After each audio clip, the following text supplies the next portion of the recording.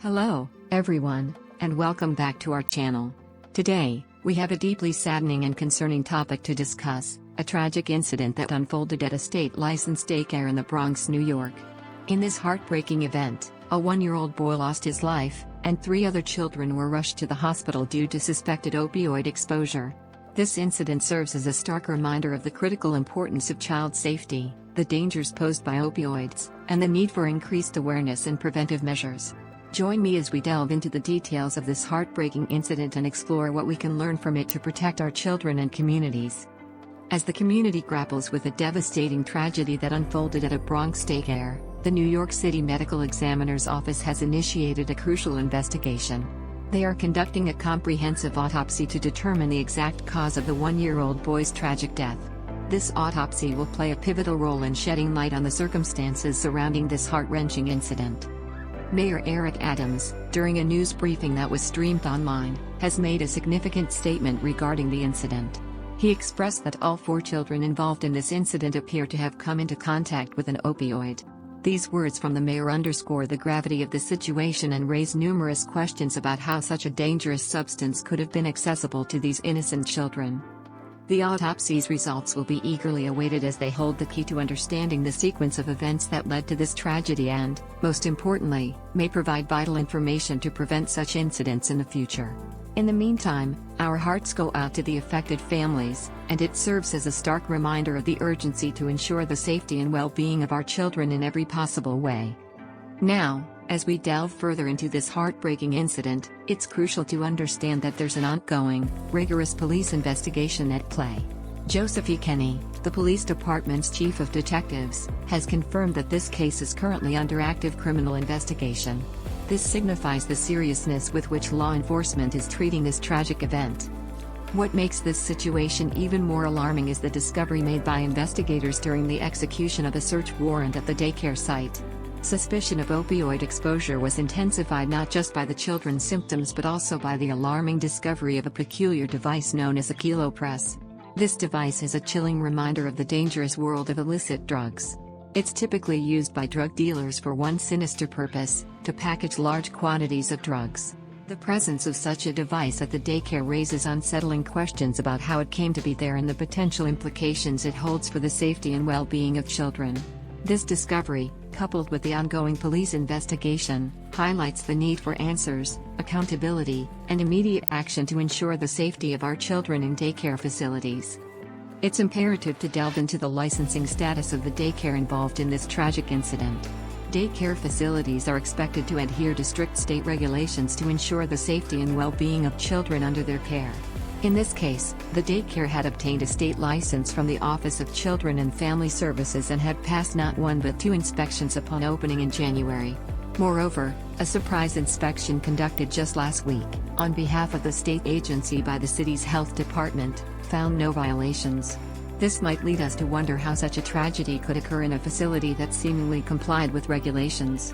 It's crucial to explore whether there were any past issues or concerns that could shed light on this incident. The safety of our children is paramount. Parents and caregivers alike should always be vigilant when it comes to providing a secure environment for children, especially in the face of potential hazards like opioids. This tragic incident reminds us of the vital responsibility we have in safeguarding our little ones. It underscores the importance of ensuring that any substances, such as opioids, are stored securely and out of reach of children. Vigilance in monitoring children's surroundings is key to preventing such heart-wrenching accidents.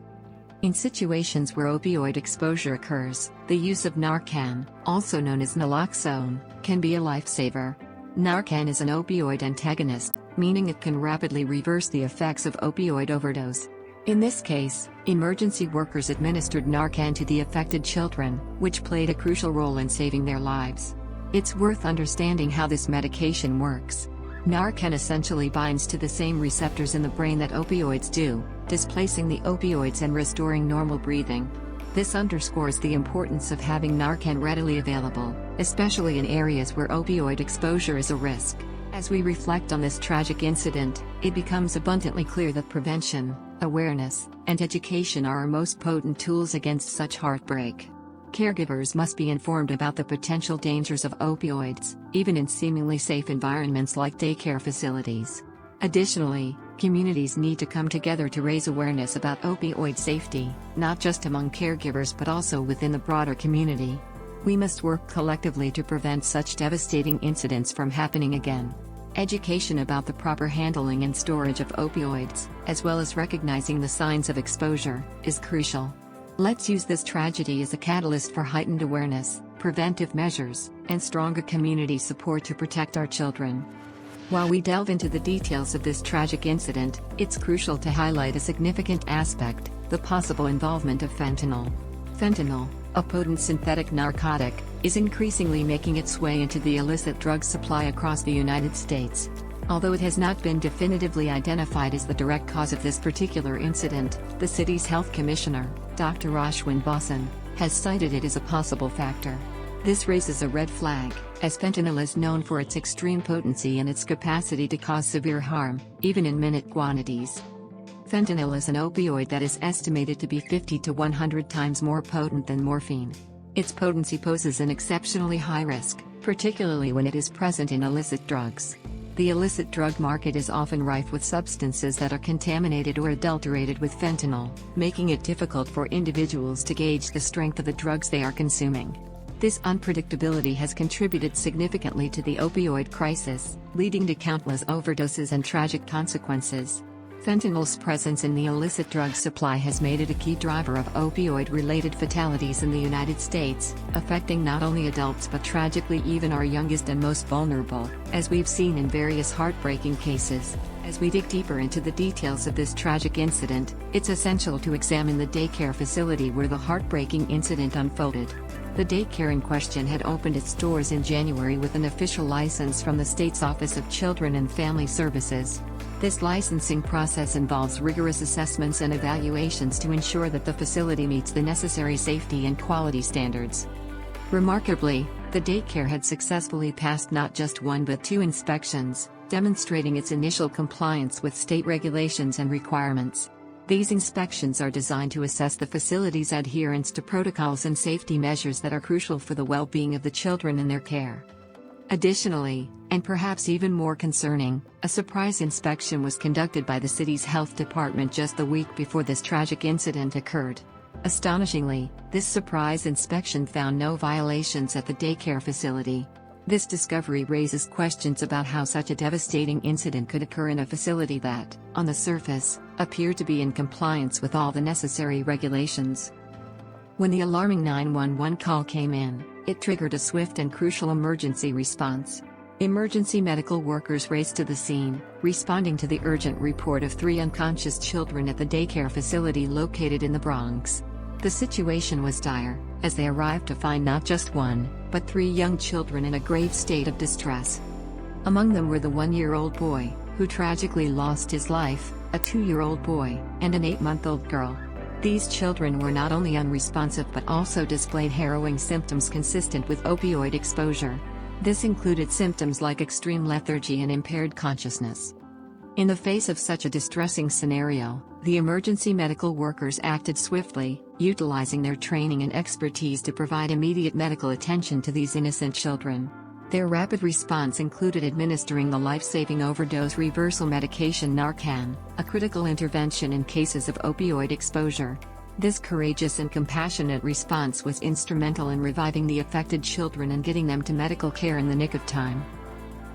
When faced with the immediate danger of opioid exposure, the emergency medical workers demonstrated unwavering dedication and professionalism. They swiftly administered the life-saving overdose reversal medication known as Narcan to the affected children. This rapid response was instrumental in stabilizing the children and preventing further harm. Following the administration of Narcan, the children were carefully transported to Montefiore Medical Center.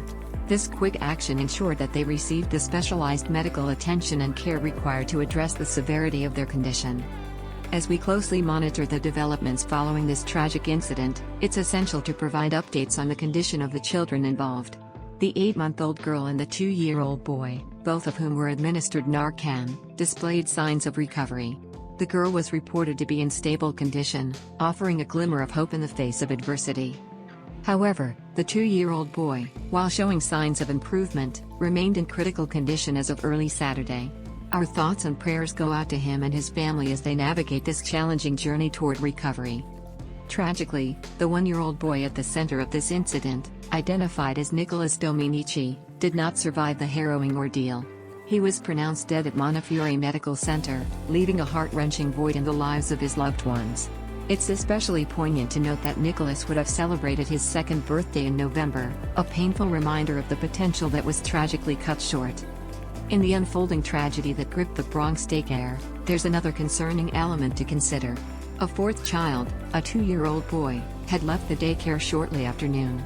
Once he arrived home, his mother noticed alarming signs. He was lethargic and unresponsive. Recognizing the urgency of the situation, she took immediate action. The child was swiftly transported to Bronx Care Health System Hospital, where his life took a harrowing turn. Like the other children involved, this young boy was administered Narcan, the crucial opioid overdose reversal medication. This swift medical intervention proved to be pivotal in his case as well. Miraculously, the Narcan worked its life-saving magic, and the child's condition improved. As of the latest updates, he, too, is reported to be in stable condition. This serves as a poignant reminder that swift action and access to appropriate medical care can be the difference between life and death in such tragic circumstances. In the midst of this heart-wrenching incident, there was initial confusion and misinformation that clouded the unfolding tragedy. When emergency responders first arrived at the scene, there was confusion regarding the location of the children. The police initially reported that all 4 children were present at the daycare when emergency workers first responded, and tragically, it was initially reported that the 1-year-old had been pronounced dead at the daycare facility itself. This initial misreporting highlights the chaos and urgency of the situation, and how critical information can sometimes be miscommunicated in the early stages of an emergency. As we try to comprehend the events that transpired, it's important to consider the fluid nature of such crises and how accurate information can be challenging to obtain in the heat of the moment. After the children were removed from the daycare facility, an additional layer of complexity was introduced into the investigation. Concerns about potential environmental hazards, such as carbon monoxide, emerged. In response, the fire department conducted thorough testing of the premises to ensure the safety of the children. Remarkably, the results of these tests revealed no evidence of environmental hazards, including carbon monoxide, within the daycare facility. While this may bring some relief regarding certain risks, it also raises more questions about what could have caused such a tragic incident in an environment that, according to these tests, was free from known environmental threats. As investigators work diligently to unravel the mystery surrounding this heartbreaking incident, attempts to contact the licensed daycare facility at the Morris Avenue address were met with silence. Calls and text messages made to the daycare went unanswered. The lack of immediate response from the daycare facility adds a layer of mystery and complexity to this already tragic situation. It leaves us wondering about the circumstances surrounding the incident, the facility's level of awareness, and the urgency of addressing the situation. This silence deepens the sense of urgency to understand what transpired within the daycare's walls and underscores the need for transparency and accountability. Now, let's gain some insight into the daycare facility where this tragic incident unfolded from a neighbor who resides right next door. Anna Ortiz Irving, a resident in close proximity to the daycare, provided a first-hand account of her observations. She described the daycare as a recently opened establishment that appeared well-maintained and easily visible from the street. This paints a picture of a facility that, from the exterior, seemed to have adhered to the standards expected of childcare centers. Anna's account doesn't just stop at the physical appearance of the daycare, she also shared a poignant detail that speaks volumes about the heart-wrenching nature of the incident. She mentioned that during the course of that fateful day, one of the daycare operators ran outside, calling for help. The operator's desperate cries were prompted by an utterly distressing situation. She was unable to wake the children up from their nap.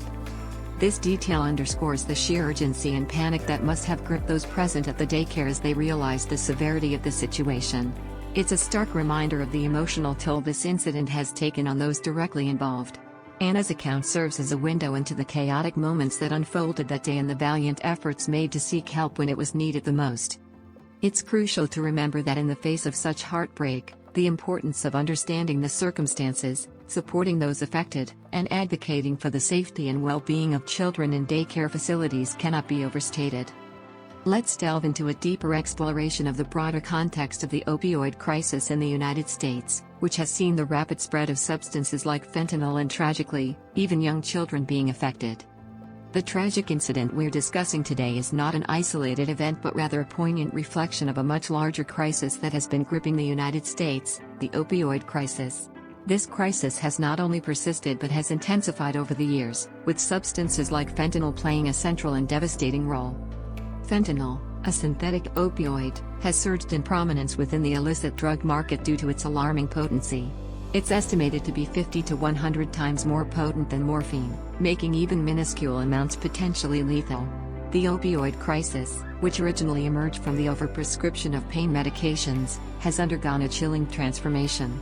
Now, it's largely driven by the illicit supply of powerful opioids like fentanyl, which are often mixed with other substances, leading to unpredictable and deadly outcomes.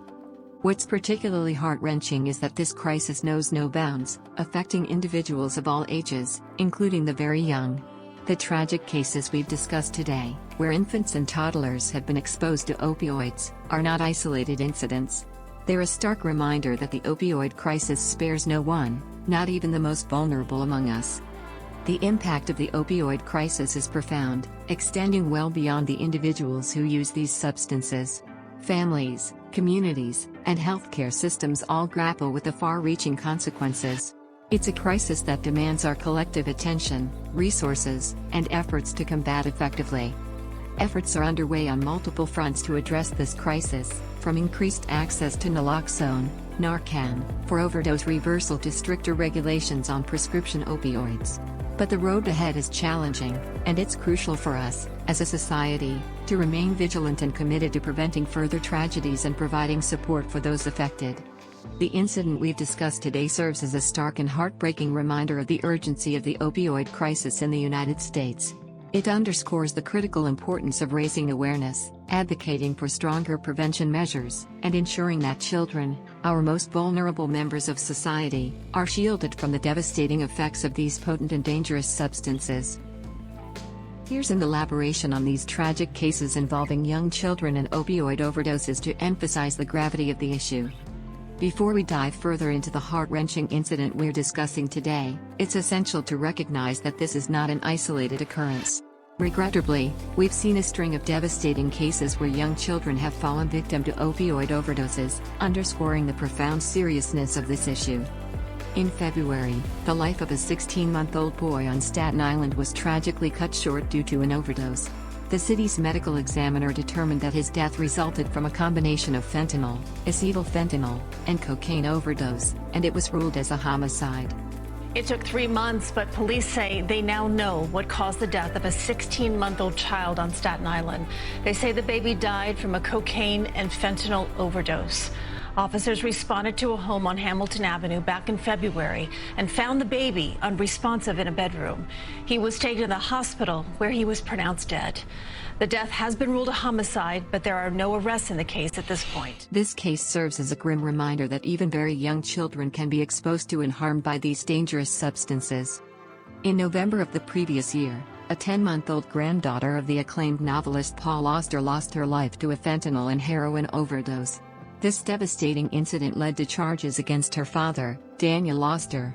Tragically, he, too, succumbed to a drug overdose, adding another layer of heartbreak to this family's story. And in June 2021, a 22-month-old boy faced a horrifying fate after ingesting fentanyl-contaminated formula given to him by his father in a homeless shelter on the Lower East Side of Manhattan. What makes this case even more harrowing is that the child had a lethal amount of fentanyl in his system, highlighting the extreme potency and danger posed by these substances. These are just a few examples of the devastating impact of the opioid crisis on our youngest and most vulnerable members of society. These cases are a somber testament to the urgent need for comprehensive solutions, from prevention to addiction treatment, to protect our children from the pervasive dangers of opioids. As we discuss the incident in the Bronx today, let us remember these young lives lost and recognize the pressing responsibility we all share in preventing such tragedies from occurring again.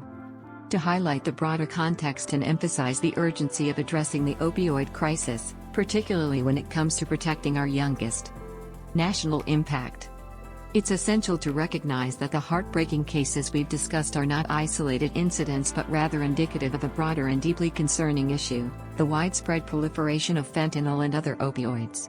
These cases serve as somber reminders that the opioid crisis has cast a dark shadow over our nation, affecting individuals from all walks of life, and tragically, even the most vulnerable among us, our children.